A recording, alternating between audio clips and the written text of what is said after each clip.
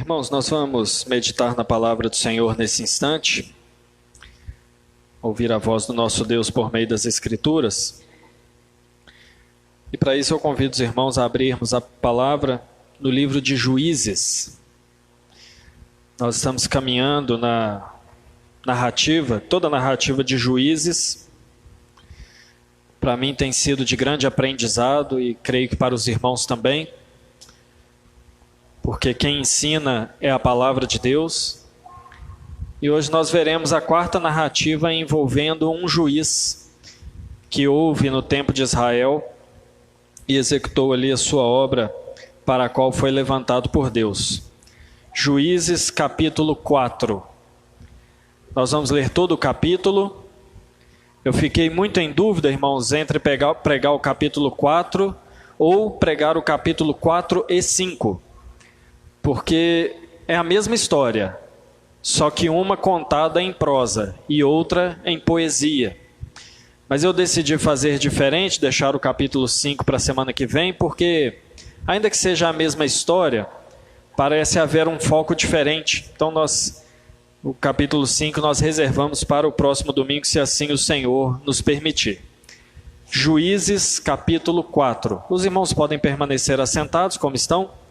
E eu farei a leitura e peço aos irmãos que me acompanhem com bastante atenção.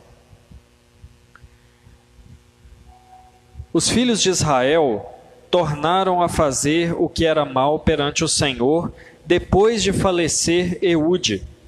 Entregou-os o Senhor nas mãos de Jabim, rei de Canaã, que reinava em Azor. Sísera era o comandante do seu exército, o qual, então, habitava em Arosete-Agoim.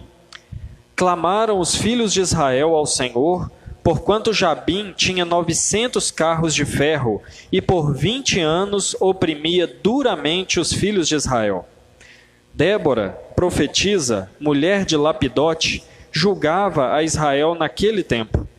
Ela atendia debaixo da palmeira de Débora, entre Ramá e Betel, na região montanhosa de Efraim.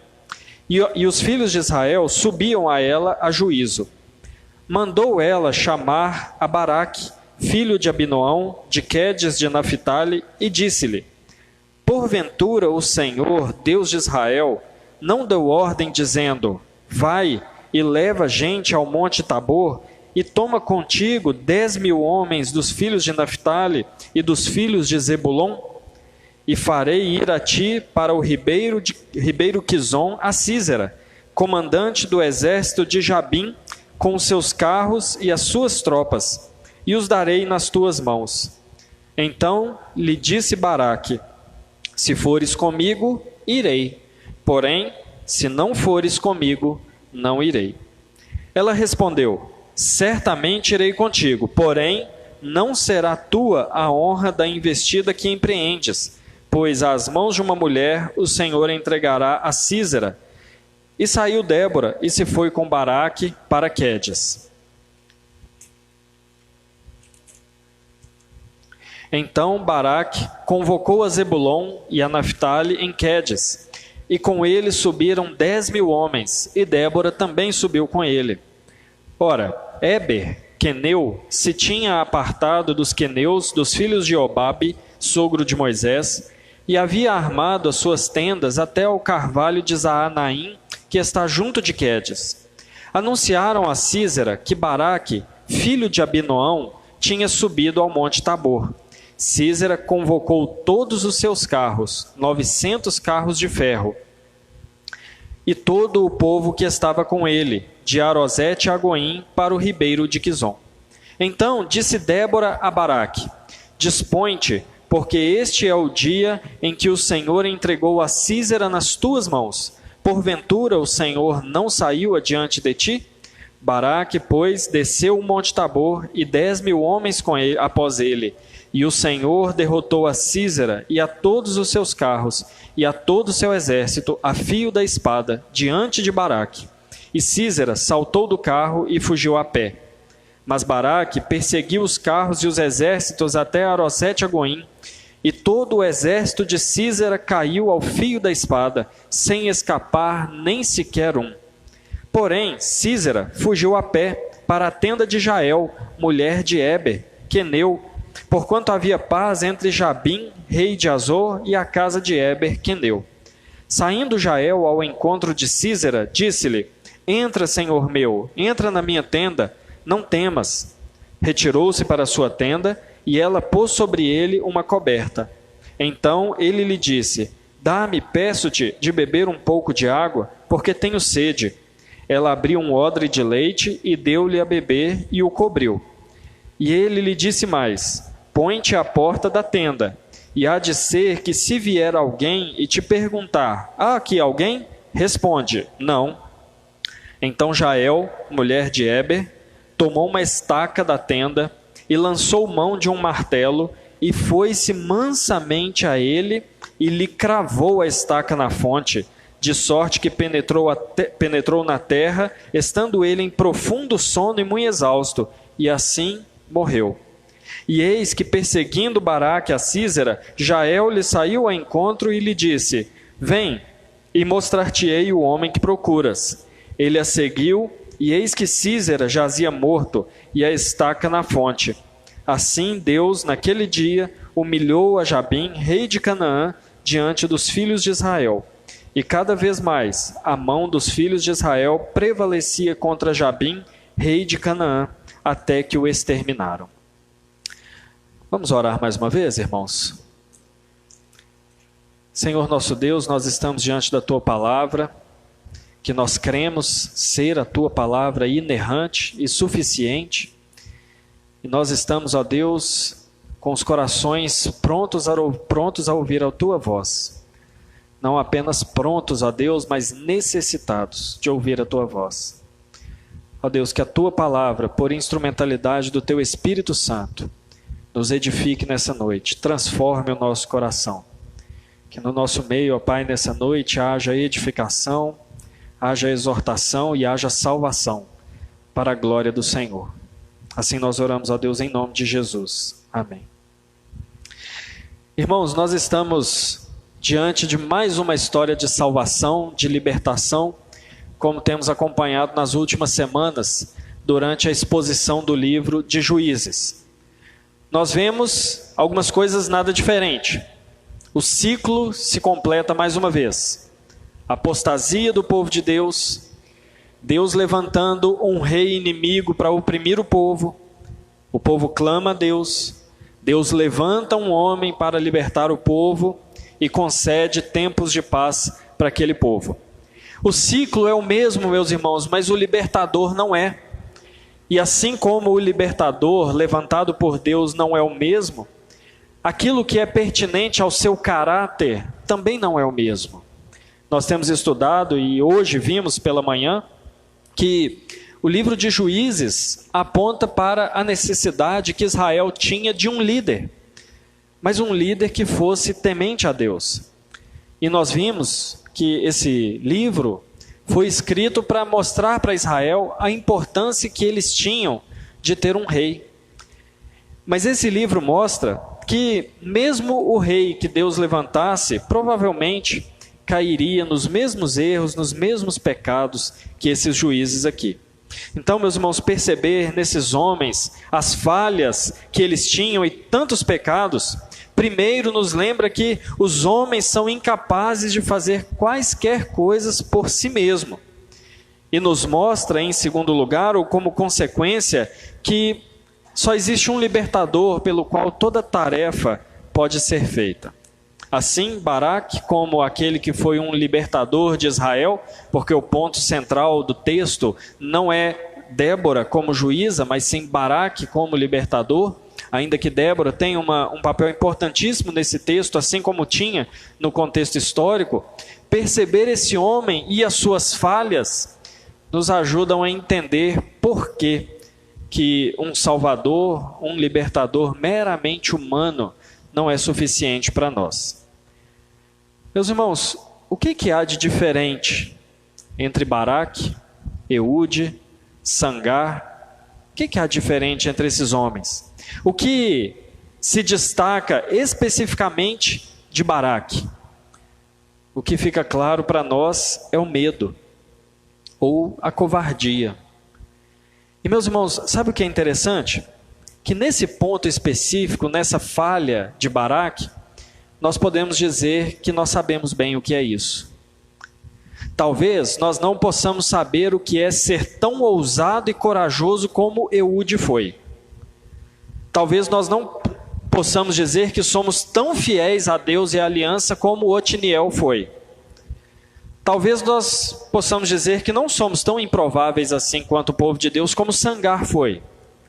Mas, meus irmãos, quando se trata de medo, nós podemos dizer muito bem o que é isso. Porque todos nós temos medo.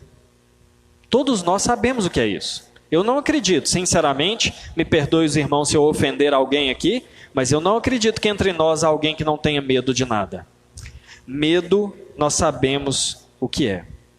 Meus irmãos, e os nossos medos, eles podem até ser diferentes, não como o medo de Baraque. Tem gente que tem medo de altura. Tem gente que ama a altura, mas tem medo de andar de moto. Tem gente que tem medo de andar de moto, mas tem medo de barata. Tem gente que mata barata com a mão se precisar, mas tem medo de borboleta. Tem gente que não tem medo de borboleta, acha a coisa mais maravilhosa do mundo, mas tem medo de escuro. E por aí vai a lista de medos, é muito grande. Mas, meus irmãos, existem medos que são piores. Porque existem medos que eles não demonstram apenas uma característica pessoal. Existem medos que revelam incredulidade, falta de confiança em Deus. E isso, às vezes, transforma o nosso medo em pecado. Porque, na verdade, ele apenas está na superfície de uma falta de confiança em Deus que pode estar no meu coração. Então, o que é pior, ou qual desses medos pode nos assolar? O medo do escuro ou o medo da solidão? O medo de um animal pequenininho ou o medo de uma existência pequena? Ou o medo de um animal grande, como esse que de vez em quando nos visita aqui, acabou de entrar na igreja? Tem gente que morre de medo de cachorro. É pior ter medo disso ou ter medo da morte?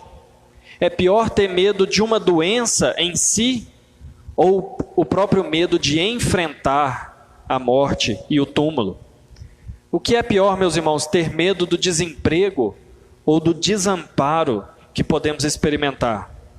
Alguns desses medos não são errados em si, mas alguns são, porque alguns significam falta de confiança no Senhor.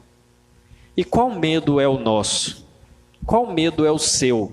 Eu acredito que todos nós aqui temos medo de alguma coisa. Qual é o seu medo? É um medo simples ou é um medo pecaminoso? É um medo que dá para a gente resolver com um chinelo ou é um medo que não deixa você dormir? Todos nós temos medo. Meus irmãos, o capítulo 4 de Juízes nos narra a história de Baraque, o quarto juiz que é apresentado nesse livro. Ele é sucedido por juízes que receberam destaques diferentes. Aliás, ele sucede, esses juízes. Um se destacou pela grande fidelidade a Deus, como Otiniel. Outro se destacou pela sua astúcia. Outro se destacou por uma improbabilidade muito grande, muito pequena de ser um libertador. Mas ele, infelizmente, entrou para a história como um covarde. E alguém que, por causa da sua covardia, foi desonrado. E essa, infelizmente, ficou sendo a marca de Baraque. Uma covardia que o levou para a desonra. E esse retrato, meus irmãos, que o autor de Juízes nos traz no capítulo 4, não é por acaso. Eu tenho repetido aqui para os irmãos, domingo após domingo, que o autor aos Juízes parece que a intenção dele é justamente mostrar uma espiral descendente do nível moral e do nível de confiança em Deus que havia tanto no povo de Israel, mas que também atacava esses juízes e que por deixar de confiar em Deus, eles ficaram marcados pelas suas falhas, marcados pelos seus pecados, marcado por aquilo que eles fizeram que desagradaram a Deus, porque não foram movidos por fé em Deus. E como que foi então que essa marca chegou em Baraque, ou como que ele pode ficar conhecido como um medroso ou um covarde? Bem, irmãos, vamos para o texto que nós lemos, que vai ficar bem claro para nós, mas vai ficar bem claro para nós também, irmãos, não só a marca de Baraque, e aqui está a nossa grande esperança. A marca do Senhor também ficou bem destacada no texto, porque enquanto Baraque se marcou ou ficou conhecido por um homem medroso e covarde, Deus continua sendo conhecido por um Deus fiel, como um Deus todo-poderoso e como um Deus misericordioso e gracioso. Irmãos, o texto começa mostrando uma apostasia comum, infelizmente comum, no povo de Israel. O versículo 1 ao versículo 3 vai nos narrar que mais uma vez o povo de Israel se afastou do Senhor. A narrativa, meus irmãos, de Baraque, textualmente, ela vem depois da libertação sob Sangar, versículo 31 do capítulo 3. No entanto, parece que o autor está fazendo uma ligação mais forte com Eude, que é o segundo libertador, do que propriamente com Sangar. Eu expliquei hoje pela manhã que alguns libertadores, eles não necessariamente viveram um depois do outro. Pode ser que eles viveram em épocas parecidas, mas talvez não seja esse o caso aqui de Eude ter vivido no mesmo tempo de Sangar. O que parece mesmo é que o autor a Juízes está querendo fazer uma comparação de Eude com o próprio tempo de Baraque e aquilo que aconteceu. Parece que algumas coisas que eram tão claras e tão fortes em Eude são muito fracas, ou pelo menos obscuras na figura de Baraque. E existem muitas coisas aqui que podemos comparar. Eude, só para os irmãos lembrarem, foi aquele homem canhoto. E canhoto aqui não é apresentado no texto como virtude, mas como algo que talvez faria dele um homem impróprio para a batalha, mas ele era aquele homem canhoto, aparentemente desqualificado, mas que corajosamente enganou o rei, destruiu 10.000 soldados robustos, como diz o texto. E a história de libertação sob Baraque também envolve algum nível de traição, também envolve um número grande de 10.000 soldados, porém dessa vez com um resultado diferente, e envolve o caráter de um homem e a sua coragem, porém dessa vez de maneira oposta. E esse texto, irmãos, esses primeiros 3 versículos do capítulo 4, o que eles fazem? Eles estabelecem um contexto, eles estabelecem um pano de fundo daquilo que aconteceu e que vai ser narrado durante todo o capítulo 4. Os primeiros versículos mostram a desobediência do povo, mais uma vez, Deus entregando o povo de Israel aos seus inimigos e a descrição de quem eram esses inimigos do povo de Israel. E nessa descrição, irmãos, há pelo menos 2 informações muito importantes. A primeira informação é que esses que oprimiam o povo de Israel, tecnologicamente, eles eram muito avançados. Para nós hoje, carro de ferro não significa nada. Numa guerra não ganha nada. Mas na época dos israelitas, ter carros de ferro era dominar a metalurgia da época e a indústria militar da época. Então, há um destaque muito grande no texto de que esses inimigos eram sim poderosos. E uma segunda informação, talvez consequência dessa primeira, é que essa opressão sobre Israel durou um longo tempo. Foi 20 anos sobre o poder de Jabim, rei de Canaã. Então, meus irmãos, o inimigo e o seu poder estão postos no texto. E o que Deus fará? O inimigo está posto, a sua força, o pecado de Israel e também o seu clamor. O que Deus vai fazer? E o que nós vemos nesse texto, então, em paralelo a uma apostasia comum, uma covardia incomum. Uma covardia que nós não vamos encontrar, talvez, em outros juízes do livro.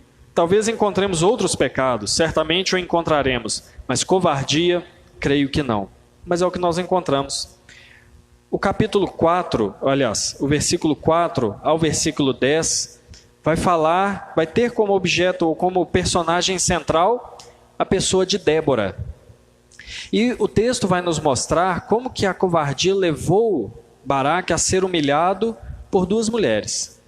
Mas, meus irmãos, eu queria fazer uma observação antes de nós entrarmos no versículo 4, que é a seguinte: nós não podemos pegar conceitos que são atuais e aplicá-los nas Escrituras ou em algum texto antigo.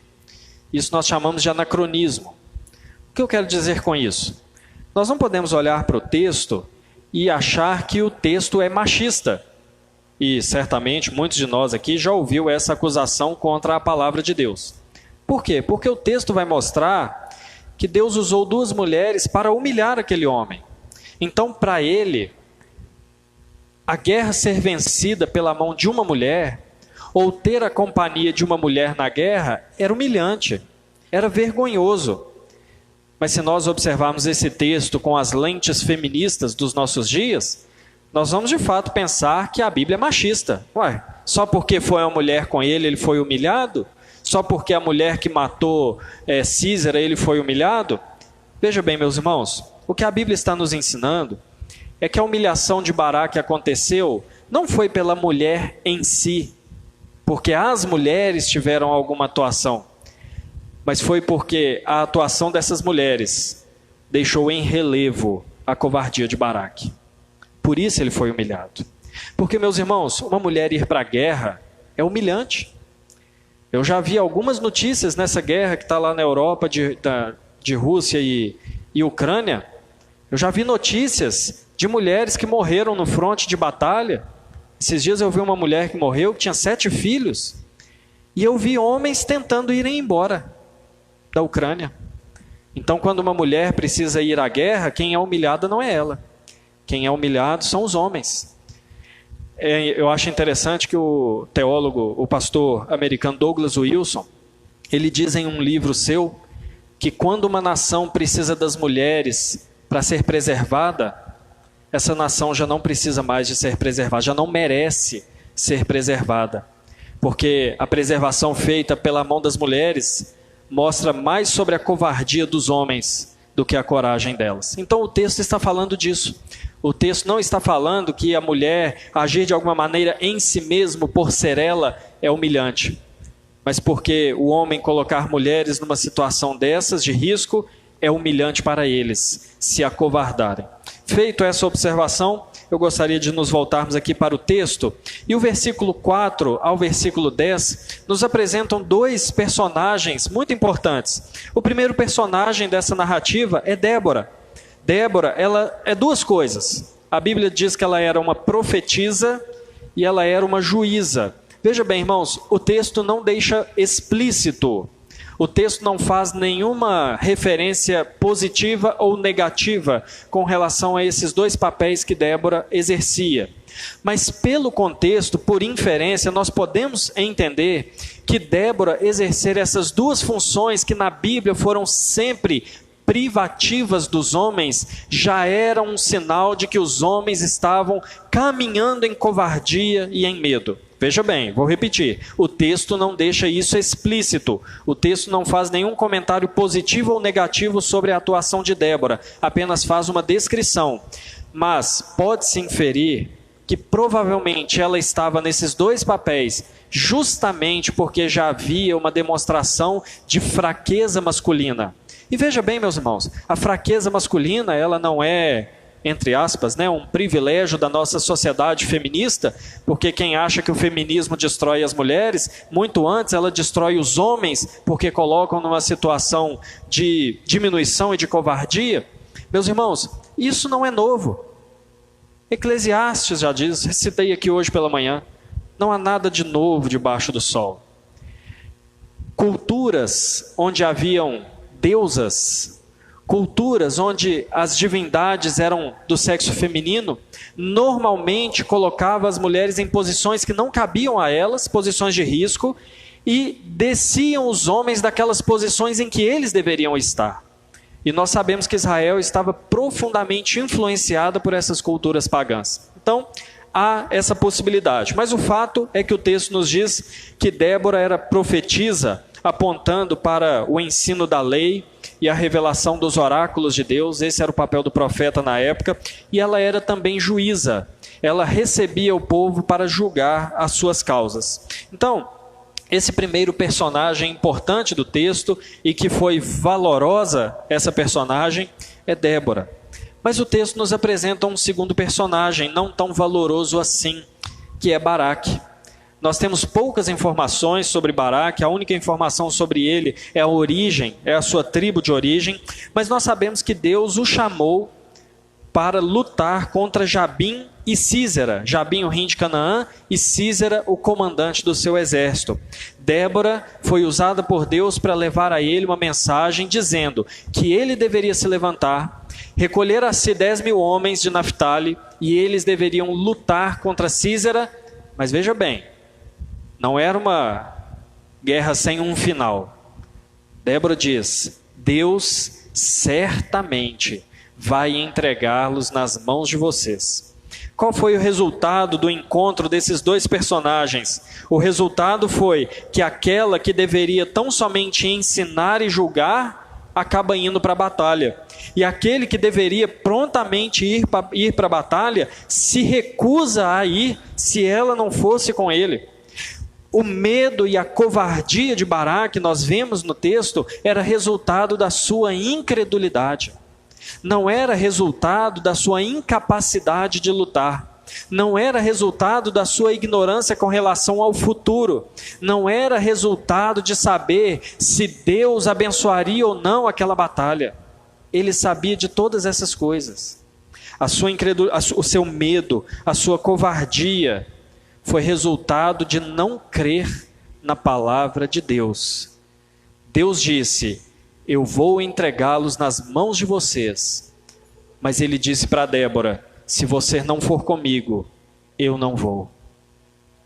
E é por isso, meus irmãos, que eu disse antes que existem medos que são comuns. Ainda que alguns medos sejam resultado de incredulidade, mas não é resultado de incredulidade em Deus. Quando eu estava preparando o sermão, eu coloquei alguns medos aqui que são meus, tá? Não fiquei pensando em ninguém, não. Eu vou falar só um deles, que é para não passar vergonha com o outro. Mas eu morro de medo de andar de moto. Irmãos, eu já fiz coisas que... Eu gosto muito de altura. Eu já fiz muitas coisas no alto. Mas andar de moto, eu não subo em cima de uma moto. De maneira alguma. É incredulidade, mas não incredulidade em Deus. É incredulidade que aquele negócio vai ficar em pé. Então, existem alguns medos que são incredulidade, mas não em Deus. Incredulidade na circunstância. Mas, meus irmãos, existem medos que nós temos que significam incredulidade em Deus. Quando eu tenho medo do futuro, quando eu tenho medo do que acontecerá comigo, quando eu tenho medo de passar fome, quando eu tenho medo de pegar uma doença, quando eu tenho medo de morrer, esse medo é resultado de incredulidade. É resultado de não crer que a nossa vida está nas mãos de Deus. É resultado de não crer que os nossos dias estão muito bem contados. E deixa eu falar algo, irmãos, que não é julgamento. Não é julgamento, mas constatação. Eu creio que nós aprendemos muito com isso. Durante essa pandemia, nós experimentamos muitos medos. Alguns tiveram medo de morrer. Outros tiveram medo da igreja não voltar mais. Outros tiveram medo da pandemia não acabar nunca mais. Muitos medos. Mas esses medos, tão somente de um lado e de outro, eles significavam incredulidade em Deus. Ou seja, isso é pecado, porque nós não temos motivos para desconfiar de Deus. Ainda que a pandemia durasse o resto da vida, ainda que nós morrêssemos, ainda que as portas da igreja não se abrissem mais, nós sabemos que todas as coisas estão nas mãos de Deus. Não há motivo para temer. Mas Baraque temeu, ele teve medo. E foi necessário que uma mulher saísse do ofício que ela estava exercendo e fosse com ele para a guerra. E foi o que o texto diz que aconteceu. Baraque, Débora e 10.000 homens de um exército subiram para lutar. Irmãos, quando nós chegamos no versículo 11, parece que nós temos aqui uma observação, parece que é um interlúdio, parece que é um intervalo no texto, porque vai falar de algo que aparentemente não tem ligação com Baraque e com Débora, que é a respeito de Éber, o queneu. Os queneus, eles não eram homens originários do povo de Israel. Os queneus eram da descendência de Reuel ou Obabe, que é a mesma pessoa, que era sogro de Moisés. Quando Israel estava para partir para o deserto rumo a Canaã, Reuel disse que iria voltar para sua terra, mas Moisés o convidou, ele e a sua descendência, a fazerem parte do povo de Israel, fazerem parte da herança, tomarem parte na herança do Senhor com eles, e eles ficaram. Porém, nesse determinado tempo, um desses homens, Éber, se distanciou do povo de Deus e foi viver em outro lugar, se afastou do povo de Deus. E esse se afastar do povo de Deus, meus irmãos, não é simplesmente mudar, não é tentar a vida em outro lugar como é comum para nós hoje.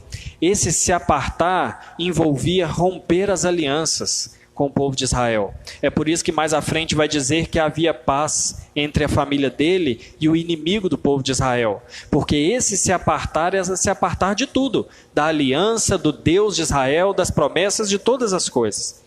Mas esse versículo não está aqui por acaso. Assim como o versículo 1 a 3, o versículo 11 está estabelecendo o contexto para aquilo que viria depois. E o que vem depois? Bem, depois nós temos em primeiro lugar, do versículo 12 ao versículo 16, uma vitória parcial do povo de Israel.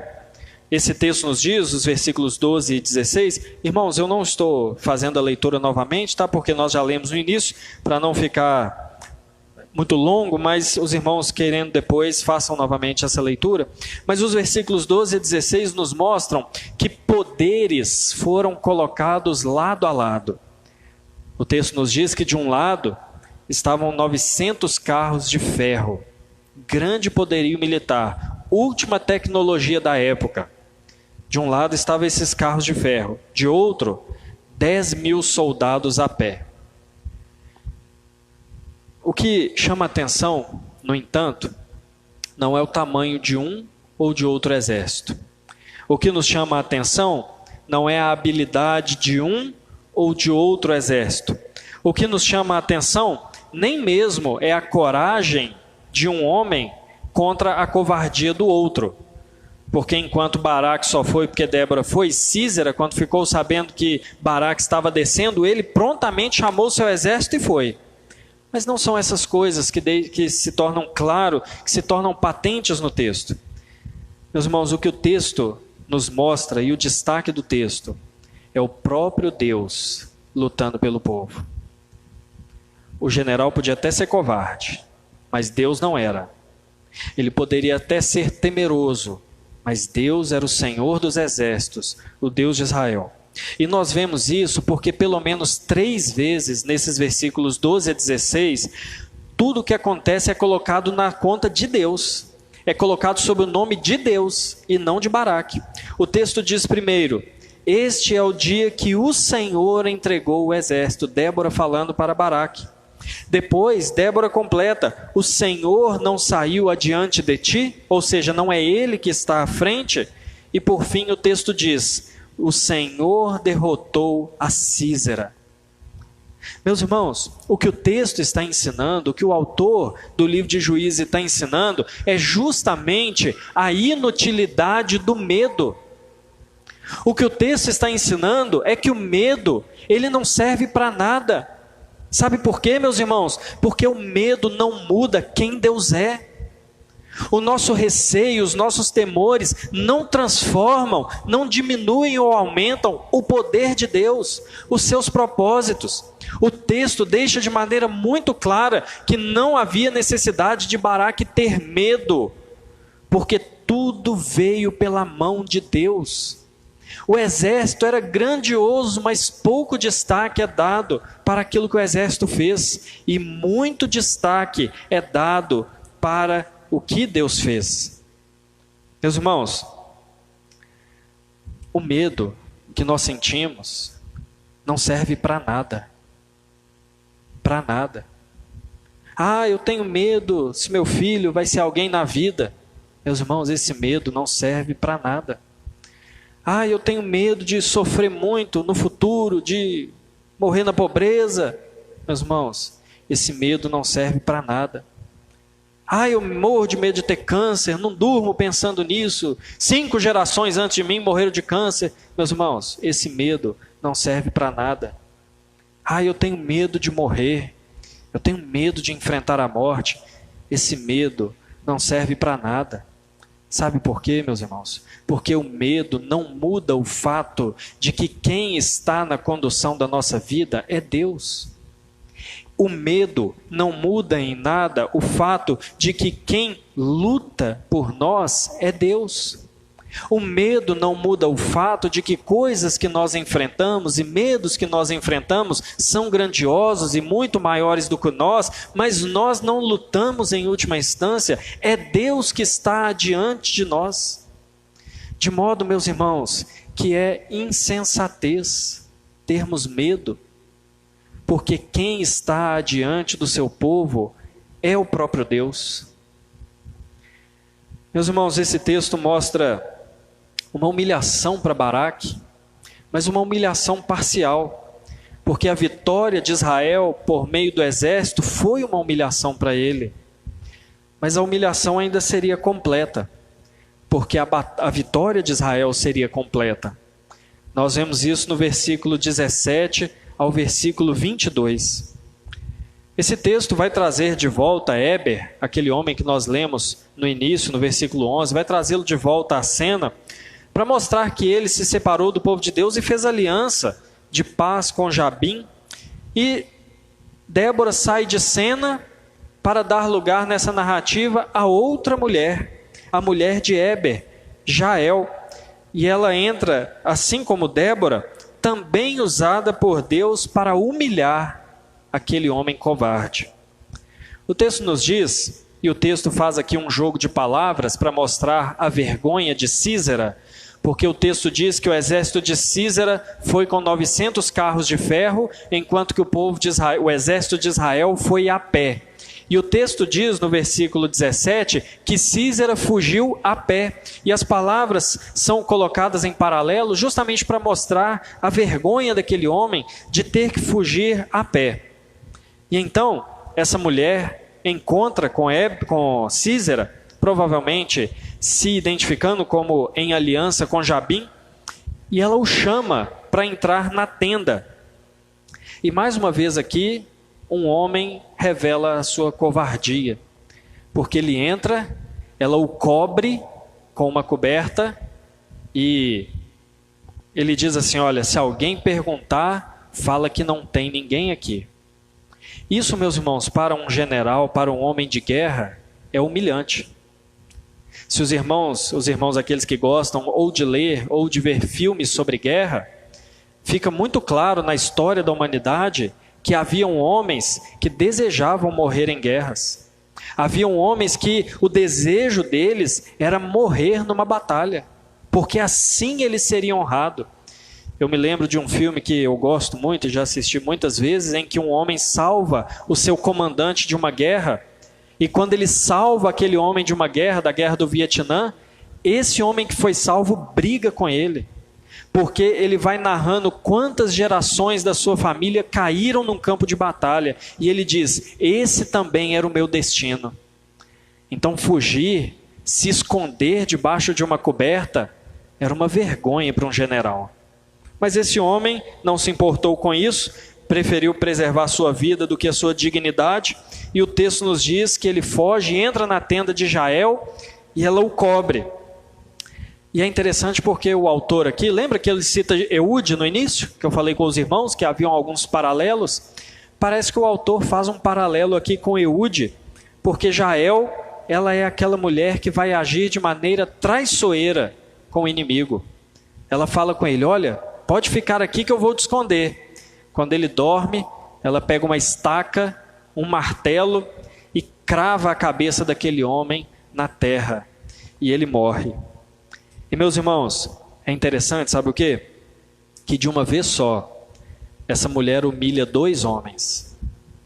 Ela humilha Sísera, o matando, e ela humilha Baraque, porque ela vai atrás de Baraque, ela chama Baraque para dentro da sua tenda e mostra o homem que ele deveria ter matado, que ele deveria ter tido a honra de matar, mas que foi morto pela mão de uma mulher, porque ele se acovardou, porque ele não confiou, ele foi desonrado, e essa se tornou a marca do seu caráter, a covardia.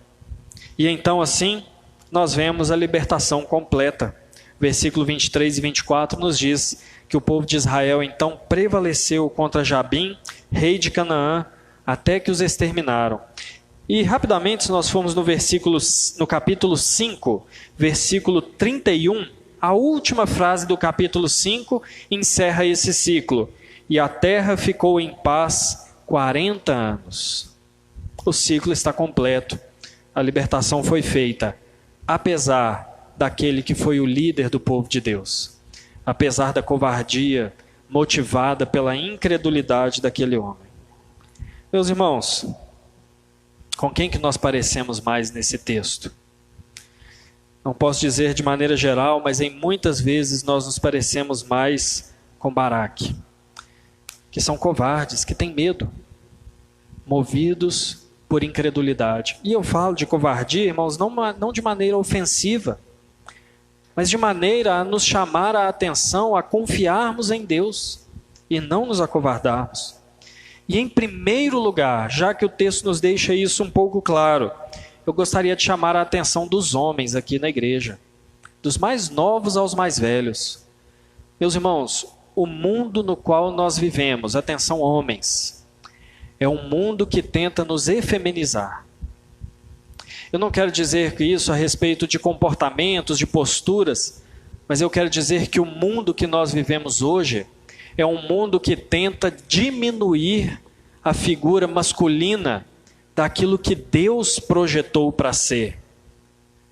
Homem de verdade não é aquele homem brutão, que cospe na rua, que não toma banho, que qualquer coisa sai na briga. Isso não é homem segundo a Bíblia, não. Isso é um ogro.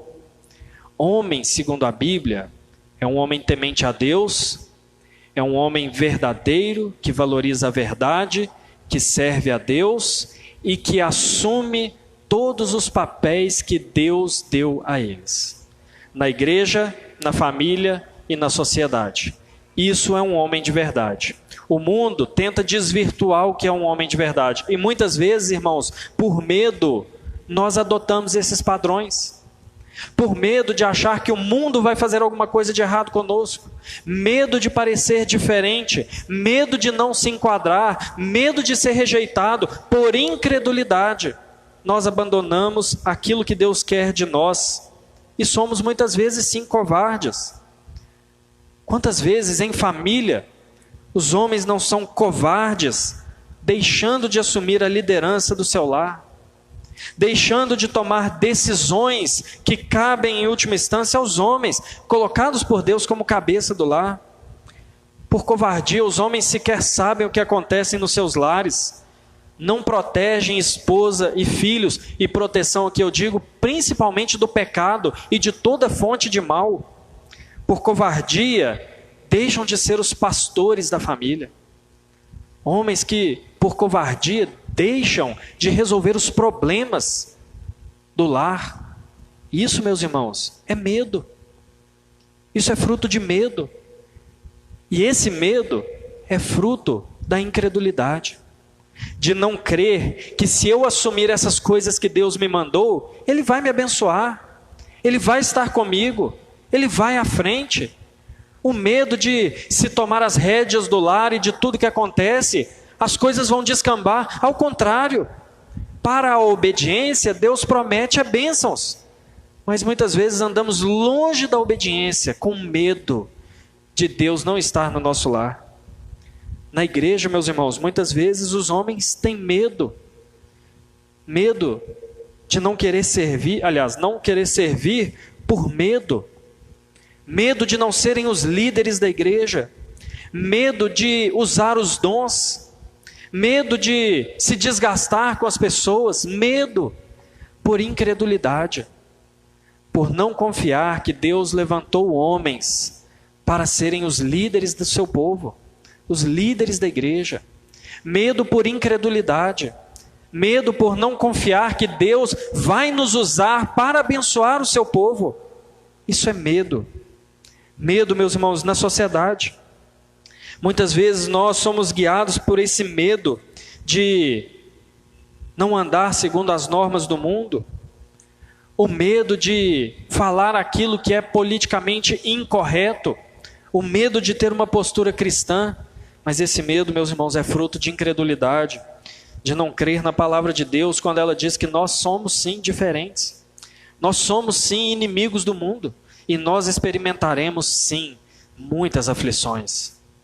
Medo, mas meus irmãos, não só os homens agora, mas todos nós, homens e mulheres, também dos mais novos aos mais velhos, todos nós podemos experimentar esse medo e esse temor que reflete incredulidade. Medo de ser aquilo que Deus nos criou para ser. Eu já falei dos homens, mas as mulheres hoje talvez possam experimentar o medo de ser mulheres segundo o padrão bíblico, segundo a vontade de Deus. Fazer isso por medo de não serem aceitas, o medo de ser rejeitadas, o medo da solidão, o medo disso ou daquilo, não crendo que o próprio Deus é companhia, que o próprio Deus é socorro e refúgio, que o próprio Deus cuida de todas as coisas. Mas, meus irmãos, nós não podemos ter medo. Muitas vezes há o medo de assumir um compromisso com Deus, o medo de assumir um compromisso com o povo de Deus. Medo, medo e medo. Mas, meus irmãos, quem conhece a Deus não precisa ter medo. Nem das coisas bobas, como eu citei antes, mas principalmente das coisas que falam a respeito da nossa vida. Quem conhece a Deus não precisa ter medo da morte. Quem conhece a Deus não precisa ter medo do futuro. Quem conhece a Deus não precisa ter medo de doenças. Quem conhece a Deus não precisa ter medo de sofrimento. Quem crê em Jesus Cristo não precisa ter medo do dia do juízo e nem do inferno. Porque tudo isso foi vencido por Jesus Cristo. Como cabeça do seu povo. Ele sim, que nunca foi um covarde.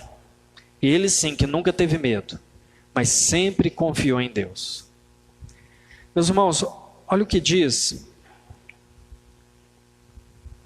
a primeira carta de João, capítulo 4, eu vou ler para os irmãos, versículos 17 e 18. Nisto é em nós aperfeiçoado o amor, para que no dia do juízo mantenhamos confiança, pois, segundo ele é, também nós somos neste mundo. No amor não existe medo, antes o perfeito amor lança fora todo medo. Ora, o medo produz tormento, logo aquele que teme não é aperfeiçoado pelo amor. Irmãos, o que o texto diz é que duas coisas não podem coexistir: a compreensão do amor de Deus e o medo. Se o medo existe é porque o amor não significa necessariamente que ele não está em nós, mas ele não tem nos aperfeiçoado. O amor de Deus e o entendimento do amor de Deus talvez não tenha moldado a nossa vida, e aí gera medo. Mas lembre do que Paulo fala em Romanos, capítulo 8, se Deus nos deu o seu Filho, Ele não nos dará também todas as outras coisas? Meus irmãos, existem duas possibilidades para o nosso medo. Talvez uma possibilidade, e só existem essas duas. Talvez nós já experimentamos o amor de Deus por nós. Talvez nós já um dia cremos em Jesus. Mas pode ser que esse amor tenha sido pouco, tem nos aperfeiçoado pouco. Talvez, meus irmãos, assim como os discípulos naquele barco na tempestade, talvez nós estejamos olhando tanto para as circunstâncias, talvez nós estejamos olhando tanto para a nossa conta bancária, talvez nós estejamos assistindo tanto jornal, talvez nós estejamos à mercê de tantas más notícias, que o amor de Deus não tem nos aperfeiçoado.